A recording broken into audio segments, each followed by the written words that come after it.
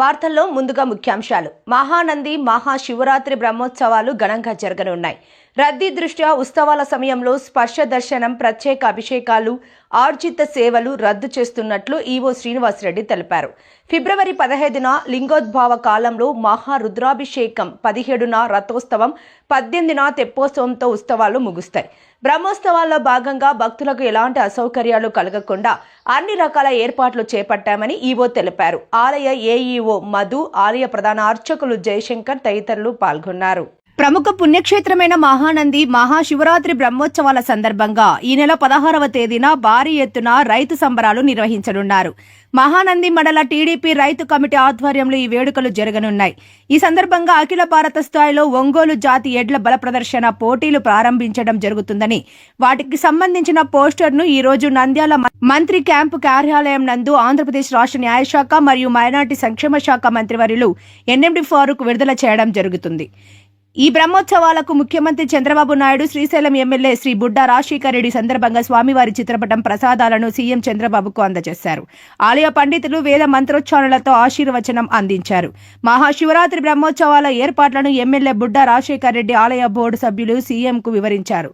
భక్తులకు కల్పించాల్సిన సౌకర్యాలు, భద్రత, రవాణా ఏర్పాట్లపై ప్రత్యేక దృష్టి పెట్టాలని అధికారులను సీఎం ఆదేశించారు. మహానందిలో జరిగే మహాశివరాత్రి బ్రహ్మోత్సవాలకు సీఎం చంద్రబాబు నాయుడు, శ్రీశైలం ఎమ్మెల్యే బుడ్డా రాజశేఖర్ రెడ్డి ఆహ్వానించారు. ఓం మహానందీశ్వరాయ. శ్రీ మహానందీశ్వర స్వామివారి దేవస్థానం నందు 2026 వార్షిక బ్రహ్మోత్సవ మహాశివరాత్రి బ్రహ్మోత్సవాల సందర్భంగా ఈరోజు దేవస్థానం 11వ తారీఖు నుండి ఈ బ్రహ్మోత్సవాలు ప్రారంభమవుతాయి. 18వ తారీఖున ముగుస్తాయి. 11వ తారీఖు నాడు శ్రీ స్వామి అమ్మవార్ల ఉత్సవమూర్తులు సాయంత్రం 4 గంటలకు మహానంది నుండి నంద్యాల పట్టణంలో వేంచేసిన శ్రీ బ్రహ్మానందేశ్వర స్వామి వారి ఆలయంకు చేర్చుట. అక్కడ నుంచి ఉత్సవాలు ప్రారంభమవుతాయి. మెయిన్ ముఖ్యంగా ఏంటంటే 15వ తారీఖు నాడు లింగోద్భవ కాల మహారుద్రాభిషేకం ఉంటుంది. ఆ రోజు మహాశివరాత్రి. 16వ తారీఖు నాడు శేషవాహన సేవ గ్రామోత్సవం ఉంటుంది.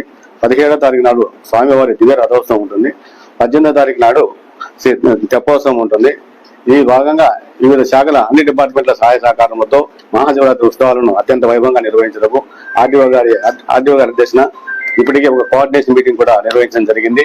అన్ని శాఖల అధికారులను కూడా చర్చించి ఎవరెవరు ఏ డిపార్ట్మెంట్ వారు ఏవి చేయాలని చెప్పిన అవి కూడా ఆర్డీఓ గారు క్షుణ్ణంగా చెప్పి ఉన్నారు. నెక్స్ట్ సెకండ్ మీటింగ్ కల్లా ఇవన్నీ ఏర్పాట్లు కూడా పూర్తవుతాయి. ఇప్పటికే దాదాపు మన పార్కింగ్ స్థలం కూడా ఇప్పుడు పెంచాం. పోయిన సంవత్సరం కంటే ఈ సంవత్సరం దాదాపల్లి రోడ్డు వైపు దగ్గర 5 ఎకరాల స్థలం కూడా పెంచడం జరిగింది. ఇప్పుడు రోడ్డు బాగుంది కాబట్టి ఎక్కువ దాదాపల్లి వైపు వస్తారని చెప్పి ఎస్ఐ గారు చెప్పడం జరిగింది. దాని తగ్గట్టుగానే ఈసారి వాహనాలకు ఇబ్బంది లేకుండా పార్కింగ్ కూడా తయారు చేశాము. ఇంకా అలాగే సాంస్కృతిక కార్యక్రమాలు కూడా ప్రతిరోజు ఉంటాయి. తర్వాత సాంస్కృతిక కార్యక్రమాలు కానీ కళ్యాణోత్సవం కలిగించడానికి కూడా ఈ సంవత్సరం కొత్తగా అక్కడ ఫ్లోరింగ్ కూడా ఏర్పాటు చేయించడం దాతల సహకారంతో 30 లక్షల రూపాయల సహకారంతో పోగుల మహేష్ రెడ్డి గారి సహకారంతో 30 లక్షల రూపాయలతో ఈరోజు ఫ్లోరింగ్ కూడా వేయడం జరిగింది. సాంస్కృతిక కార్యక్రమం అలాగే టెంట్లు కానీ ఉచిత వాటర్ బాటిల్స్ కూడా క్యూలైన్లో ఉండేటువంటి భక్తులకు ఇబ్బంది కలగకుండా ప్రతి వారికి కూడా ఉచితంగా వాటర్ బాటిల్ ఇవ్వడం జరుగుతుంది.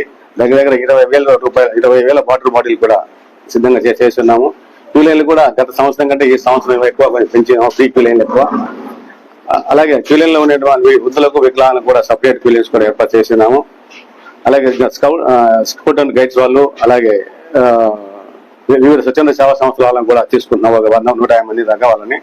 అలాగే అన్నప్రసాదం కూడా కంటిన్యూగా ఉంటుంది ఉదయం నుంచి సాయంత్రం వరకు.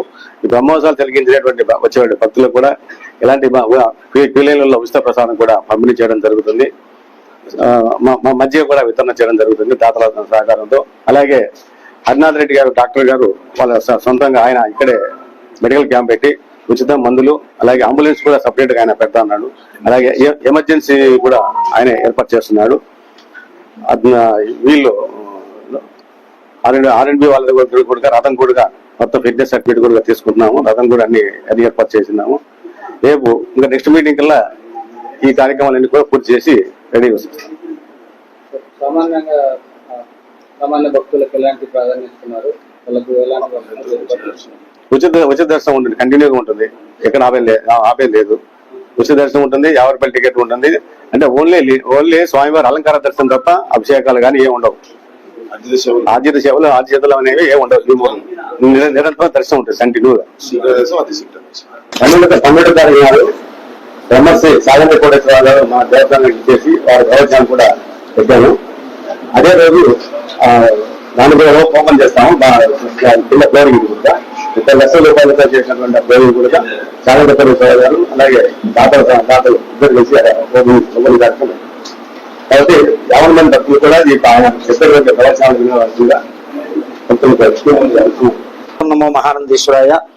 మహానంది క్షేత్రంలో శ్రీ విశ్వావసనామ సంవత్సర మహాశివరాత్రి బ్రహ్మోత్సవాలు 11వ తారీఖు నుంచి 18వ తారీఖు వరకు అత్యంత వైభవంగా నిర్వహించడం జరుగుతుంది. ప్రధానంగా ఈ యొక్క మహానంది క్షేత్రంలో జరిగేటువంటి ఈ యొక్క బ్రహ్మోత్సవానికి నంద్యాల పట్టణంలో ఉండేటువంటి బ్రహ్మానందీశ్వర స్వామి వారి యొక్క ఆచార్యత్వంలో జరగడం అనేటువంటిది మనకి ఆనవాయితీ. కాబట్టి ఆ యొక్క ఆనవాయితీని కొనసాగిస్తూ మహానందీశ్వర స్వామి వారి ఉత్సవ మూర్తులు 11వ తారీఖు నంద్యాల పట్టణానికి వేయించేసి అక్కడ బ్రహ్మానందీశ్వర స్వామి వారిని సాదరంగా ఆహ్వానించి వారిని 12వ తారీఖు రాత్రికి మహానంది క్షేత్రానికి తీసుకురావడం జరుగుతుంది. అనంతరం 13వ తారీఖు ఉదయం గణపతి పూజతో ప్రారంభమై సాయంత్రం ఈ యొక్క ఉత్సవానికి సకల దేవతలను కూడా ఆహ్వానపూర్వకంగా చేసేటువంటి ధ్వజారోహణం అనేటువంటి కార్యక్రమం 13వ తారీఖు సాయంత్రం జరుగుతుంది.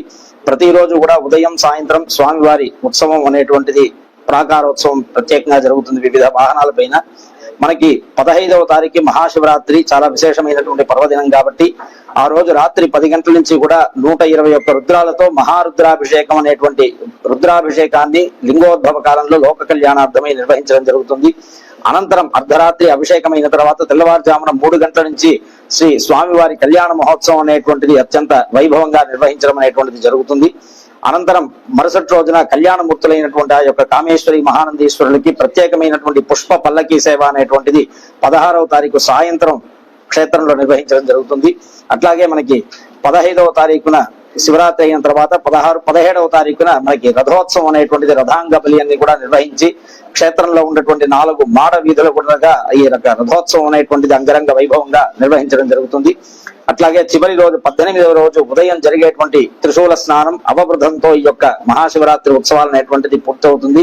ఈ యొక్క మహాశివరాత్రి ఉత్సవాలు గత సంవత్సరం కంటే కూడా ఈ సంవత్సరం అత్యంత వైభవంగా శాస్త్రీయంగా నిర్వహించాలని ఆలయ కార్యనిర్వహణాధికారి శ్రీనివాస్ రెడ్డి గారు అన్ని రకములైనటువంటి ఉత్తర్వులు కూడా ఇచ్చి మమ్మల్ని అందరినీ కూడా సిద్ధం చేసి ఈ యొక్క ఉత్సవాలు అత్యంత వైభవంగా నిర్వహించాలని చెప్పి ఏర్పాట్లన్నీ కూడా చేయడం జరిగింది. కాబట్టి భక్తులు విశేషంగా ఈ యొక్క క్షేత్రానికి వచ్చి మహానందీశ్వరుడి జరిగేటువంటి పూజా వైభవాన్ని ప్రత్యక్షంగా చూసి స్వామి అనుగ్రహం అందరూ కూడా పొందాలని చెప్పి ప్రార్థన చేస్తున్నాం. అనేక సంవత్సరాలుగా చాగంటి కోటేశ్వరరావు గారిని మహానంది క్షేత్రానికి పిలుచుకొచ్చి ఈ యొక్క క్షేత్ర వైభవం గురించి, నందీశ్వరుడు యొక్క తత్వం గురించి, శివతత్వం గురించి వారి చేత ప్రవచనం చేయించాలని ఎంతో ప్రయత్నం చేశాము. మా ఈవో గారి ప్రయత్నం చేత ఈ సంవత్సరం వారు రావడానికి సమ్మతించి రేపు 12వ తారీఖు సాయంత్రం వారి యొక్క ప్రవచన కార్యక్రమం అనేటువంటిది మహానంది క్షేత్రంలో ఏర్పాటు చేయడం జరిగింది. ప్రధానంగా మనకి కళావేదికల ఉన్నటువంటి ప్రాంగణం అంతా కూడా కర్నూలుకి చెందినటువంటి పోగుల మహేశ్వరరెడ్డి చంద్రశేఖరమ్మ దంపతులు సుమారు 30 లక్షల దాకా వెచ్చించి చక్కగా యొక్క ప్రాంగణాన్ని అంతా అద్భుతంగా తీర్చిదిద్దడం జరిగింది. దాన్ని ఆ రోజున కోటేశ్వరరావు గారి ద్వారా ఓపెనింగ్ చేసి వారి ప్రవచనంతోనే అక్కడ ప్రారంభించి తద్వారా తొలిగా స్వామివారి కళ్యాణోత్సవం అక్కడ నిర్వహించాలని చెప్పి సంకల్పం చేశాము. కాబట్టి చాగంటి కోటేశ్వరరావు గారు మన ప్రాంతానికి, మన క్షేత్రానికి వస్తున్నారు కాబట్టి భక్తులందరూ విశేషంగా తరలి వచ్చి వారు చెప్పేటువంటి ఆ యొక్క వైభవాన్ని ప్రత్యక్షంగా చూసి వారు చెప్పేటువంటి మంచి మాటలు అందరూ కూడా విని ధరించవలసిందిగా ప్రార్థన చేస్తున్నారు.